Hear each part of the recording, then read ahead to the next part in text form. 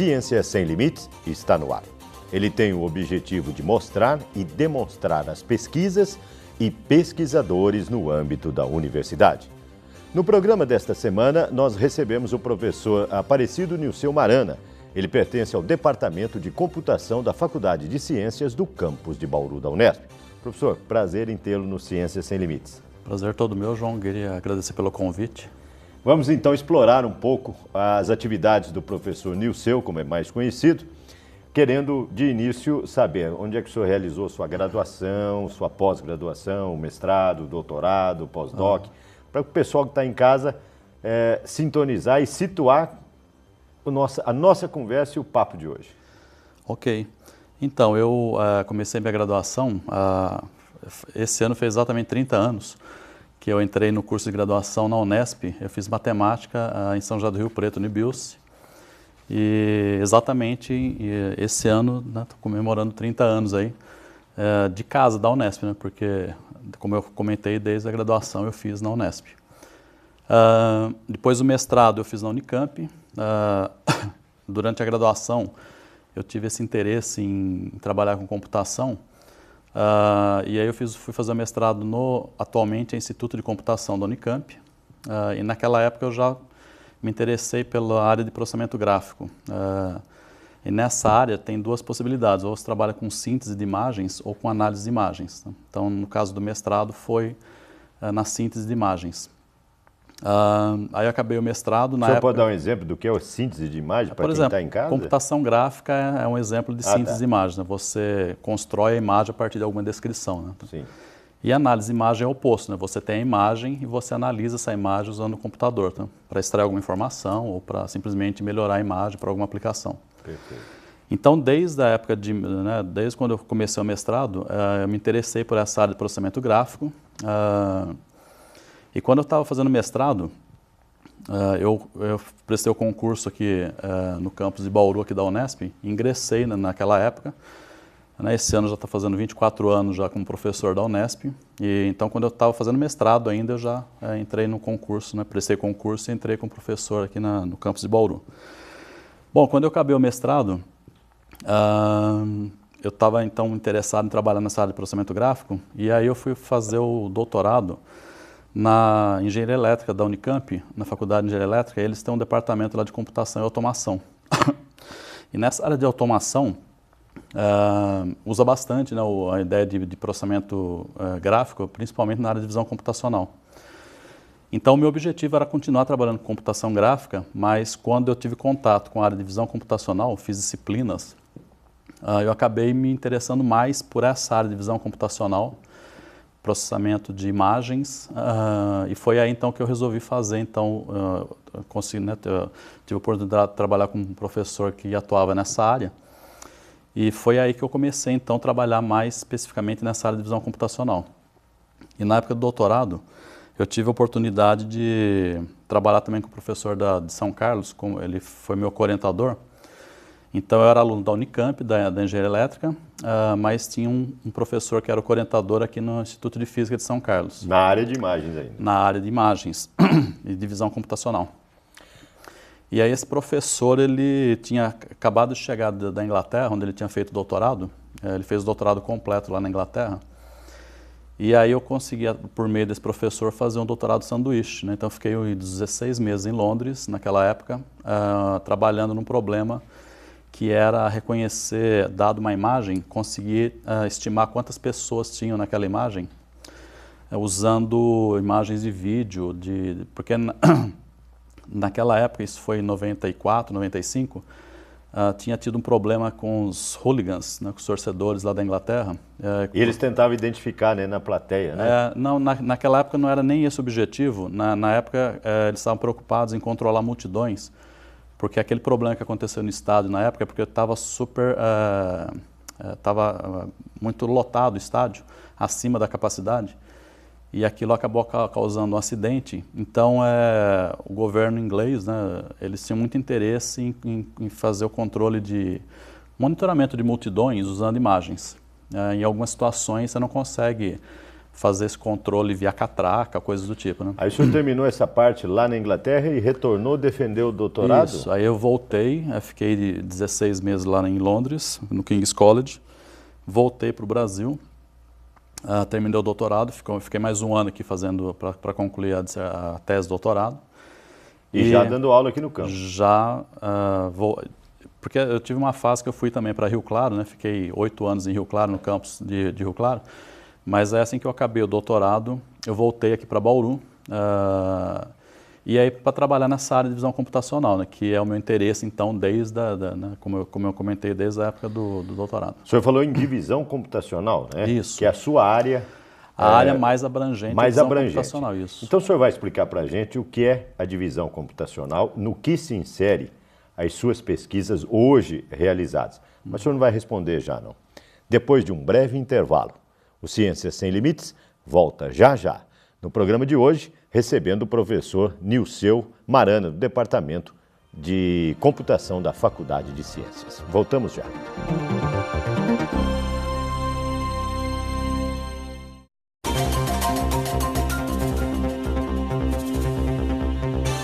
O Ciência Sem Limites está de volta. No programa desta semana, nós recebemos a presença do professor Nilceu Marana, do Departamento de Computação da Faculdade de Ciências. Se você quiser contactar o pesquisador, basta enviar um e-mail, do jeito que aparece aí na sua tela, nilceu@fc.unesp.br. Se preferir, acesse a homepage www.fc.unesp.br, clique em Departamentos. Departamento de Computação, professor Nilceu Marana, não tem erro. E se quiser interagir com o Ciência Sem Limites, o e-mail também está aí na tela, ciência sem limites, tudo junto, @tvu.unesp.br. Professor, no bloco anterior o senhor falou em visão, né, computacional, que não deixa de ser uma divisão, né, da área computacional. Uhum. O senhor pode detalhar essa vertente da sua pesquisa? E depois do doutorado, por onde o senhor enveredou o seu lado de cientista? Tá ok. Então, a visão computacional, o objetivo é, dado uma imagem, você conseguir extrair informações. E ela tem inúmeras aplicações. Na área médica, por exemplo, quando você faz um diagnóstico por imagens, isso é uma aplicação de visão computacional.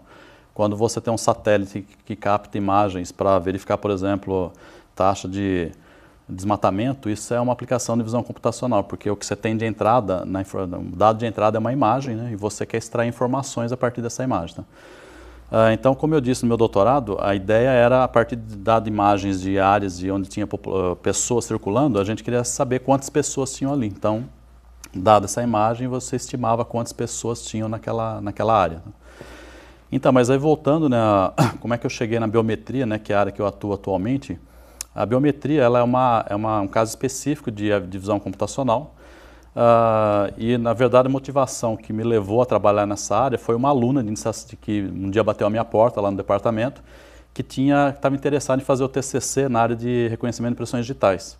Até então eu não tinha experiência nenhuma sobre o assunto e a gente começou a estudar o assunto, né? Isso foi no ano 2000, né? Já faz um tempinho. A Letícia, né, que foi essa aluna, hoje ela já fez mestrado, doutorado também. Então, eu fiquei até muito feliz recentemente quando eu soube, né, que ela seguiu nessa carreira também de acadêmica. Mas, e aí eu acabei estudando esse assunto, né, a Letícia se formou, foi embora e eu acabei ficando com esse interesse nessa área, né, de estudar... Quer dizer, na divisão computacional, o senhor enveredou pela biometria. Exatamente. Para quem está em casa, o que é biometria, professor? Então, a biometria, a biometria é um termo que antes, no século XX, né, na primeira parte, era um sinônimo usado apenas como sinônimo de bioestatística. Mas a partir do advento da computação, esse termo começou a ser usado também para o reconhecimento automático de pessoas usando características biológicas ou comportamentais.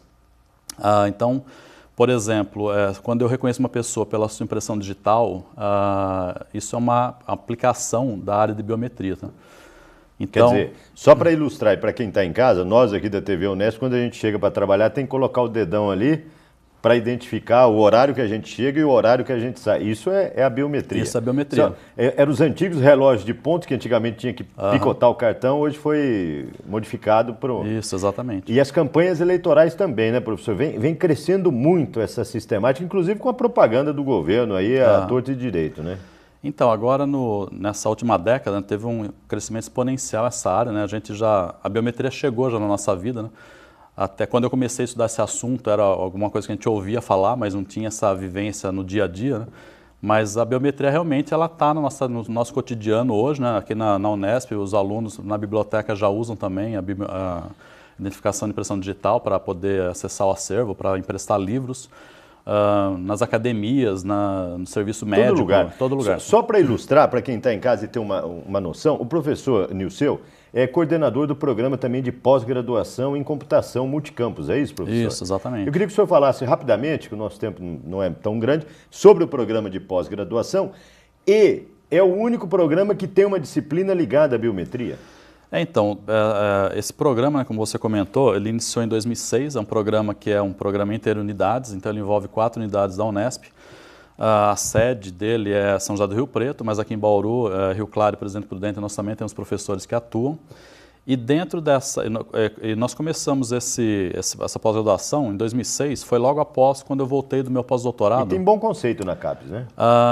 O programa, quando ele começa com nota 3, né, em geral, e nós agora estamos pleiteando nota 4, né? Então agora dia 2 de dezembro sai o resultado do último triênio, e nós estamos bastante esperançosos de elevar esse conceito para o conceito 4. Então, como a gente estava falando, né, esse programa ele tem uma linha de pesquisa que é visão computacional para processamento de imagens, e dentro dessa linha a gente tem vários projetos na área de biometria. Aí nós temos uma disciplina também nesse programa que chama Sistemas Biométricos, onde a gente aborda o tema biometria, né, em todos os seus aspectos. O senhor tem um laboratório onde as pessoas atuam e realizam experiências com biometria. Isso, exatamente. O senhor permitiria a gente ir ao campus e conhecer e conversar com os seus colegas e orientados? Vai ser um prazer para nós recebê-los e poder apresentar o laboratório, os nossos alunos, né, são alunos do curso de mestrado que estão atuando. E atualmente nós recebemos também, começou agora nesse mês de novembro, uma professora que chegou dos Estados Unidos, ela fez doutorado lá em Michigan, na Michigan State University, um dos mais reconhecidos na área de biometria. E ela vai ficar aqui conosco por 12 meses e seria interessante também se pudermos entrevistá-la. O Ciências Sem Limites, ele vai para um breve intervalo e depois nós vamos conhecer o Laboratório de Computação de Alto Desempenho, que é de responsabilidade do professor Nilceu. É um instante só. Ciências Sem Limites volta já já.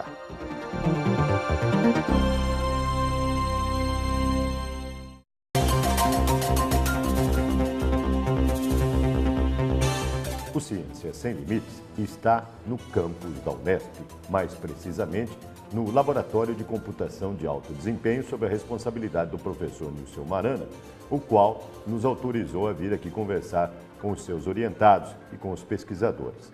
Ao nosso lado está o Murilo Varges. Ele é mestrando, né, do curso de Ciência da Computação Interunidades aqui do campus de Bauru, e ele é também professor no Instituto Federal de Birigui, da cidade de Birigui. Prazer em tê-lo no Ciências Sem Limites. Nós queremos saber o que você basicamente pesquisa, ou que tipo de pesquisa desenvolve aqui no seu mestrado.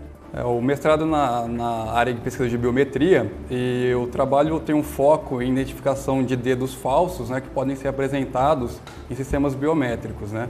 Então o trabalho consiste em usar características como poros, né, para tentar identificar se uma impressão digital, um dedo apresentado, ele possui vida ou não.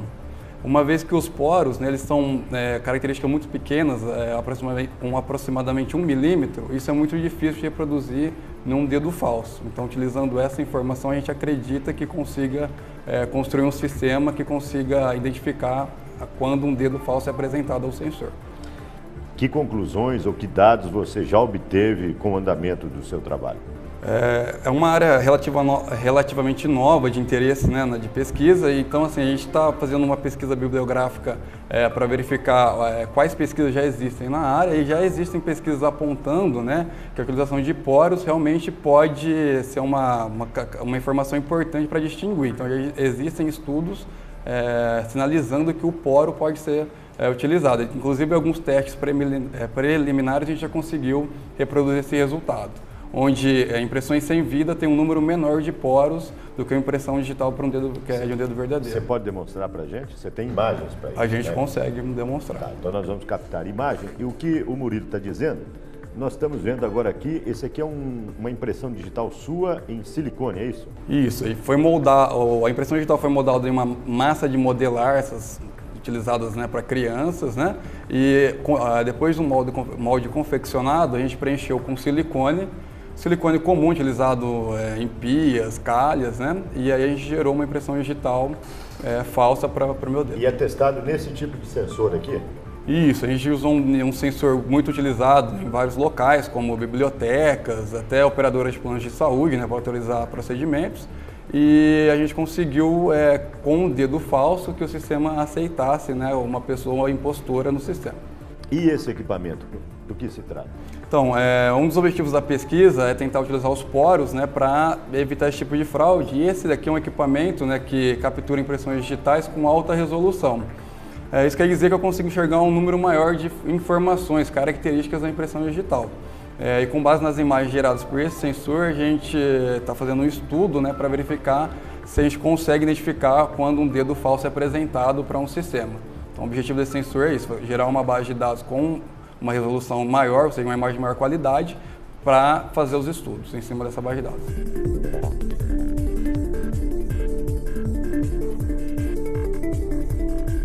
E ao meu lado está a Alessandra Paulino. Ela recentemente chegou dos Estados Unidos, de onde permaneceu, né, durante 5 anos realizando o seu doutorado e fazendo pesquisas sob a orientação do professor Anil Jain, conforme o professor Nilceu mencionou lá nos estúdios. Prazer em tê-lo no Ciência Sem Limites. Eu gostaria, Alessandra, que você falasse para quem está nos vendo como é que foi o seu trabalho nos Estados Unidos, o que foi a sua tese de doutorado e a sua rotina e o que você pesquisa agora aqui sob a orientação do professor Nilceu no seu pós-doc. O meu trabalho lá nos Estados Unidos foi o doutorado pleno, né? Eu desenvolvi por 5 anos. A gente trabalhou com alguns tópicos diferentes. Um deles foi sobre as características biométricas de gêmeos idênticos. Por exemplo, a gente estudou a íris, a face e as impressões digitais. E a íris, por exemplo, é uma característica biométrica que consegue distinguir entre gêmeos idênticos, apesar de gêmeos idênticos terem o mesmo DNA. Impressões digitais também a gente consegue definir, mas elas são um pouco mais parecidas do que para duas pessoas que não são relacionadas. E a gente também, a face, né, todo mundo sabe que é uma característica que é muito difícil nos gêmeos idênticos, é muito difícil você distinguir dois gêmeos idênticos baseado na face. A gente também estudou a questão de impressões digitais latentes, que são impressões digitais coletadas em cenas de crimes. A gente desenvolveu um software para comparar essas impressões digitais com um banco de dados para poder achar quem é a pessoa que deixou aquela impressão digital na cena de crime. Como é que é fazer o doutorado nos Estados Unidos? Bom, fazer o doutorado nos Estados Unidos, eu acredito que os recursos lá são muito maiores para a questão da pesquisa. Principalmente, no caso, o meu orientador, que foi o Dr. Anil Jain, ele tem bastante recursos para pesquisa, ele tem projetos com o FBI, com o Departamento de Defesa. Então, geralmente, recursos não eram o problema, né, para desenvolver o trabalho. Isso era uma coisa que realmente eu acho que faz diferença dos Estados Unidos para o Brasil. Biometria, hoje no pós-doc, o que você pesquisa, o que você realiza de trabalho aqui no Laboratório de Computação de Alto Desempenho? Eu comecei agora, né, o pós-doutorado com o professor Nilceu. A gente está na parte do levantamento bibliográfico e o que a gente vai estudar é a questão das impressões digitais falsas, que pode ser por dedos falsos, como detectar que esses dedos são falsos. Como a gente teve o caso daqueles médicos, né, que estavam usando com dedos de silicone, dedos, né, de silicone para marcar o ponto, né? Você tem já assim algum dado já para adiantar de como vocês vão trabalhar para barrar esse tipo de fraude? Bom, a gente vai, a princípio, tentar trabalhar com as imagens, né? Porque tem várias formas de você fazer. Você pode trabalhar com a imagem ou você pode adicionar algum sensor. Por exemplo, o sensor de batimentos cardíacos, para você conseguir detectar se o dedo é de uma pessoa que está viva, presente ali no momento, ou se é algum dedo falso, coisa do tipo. Então, para você, uma ótima pesquisa e um bom trabalho. Obrigada. O Ciência Sem Limites conversou com a pós-doc Alessandra Paulino, recém-chegada aqui na Faculdade de Ciências. O Ciência Sem Limites vai para um breve intervalo e logo após retornaremos dos estúdios e continuaremos a conversa com o professor Nilceu Marano. É um instante só.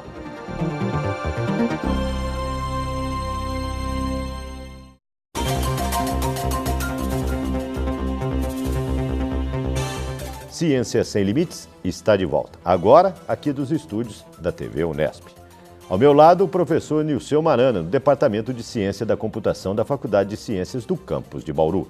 Se você quiser contactar o pesquisador, basta enviar um e-mail do jeito que aparece aí na sua tela, nilceu@fc.unesp.br, ou, se preferir, www.fc.unesp.br.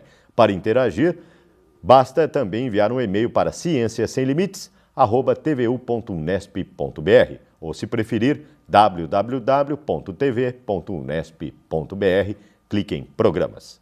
Professor, parabéns, interessante pela equipe, pelas pessoas e pelo laboratório que o senhor comanda. O pessoal lá comentou que o senhor fez um pós-doc ligado na área de biometria. O senhor podia dar uma pincelada rapidamente?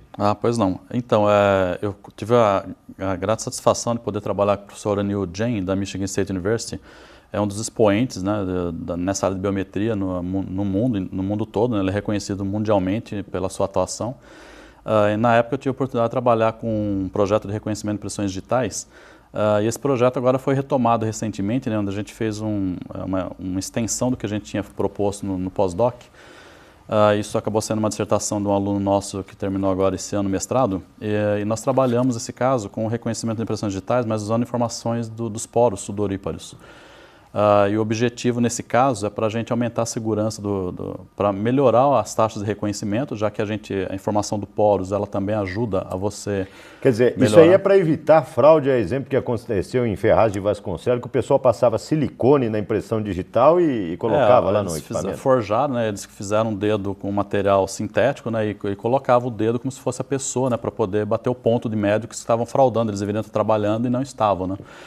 E essa pesquisa, ela identifica que o dedo corre sangue, está vivo, né? No nosso caso, como o poro ele excreta suor, se você coloca o dedo vivo no sensor, ele acaba umedecendo o dedo e o padrão que vai formando, ele difere do padrão de um dedo falso feito, por exemplo, com silicone.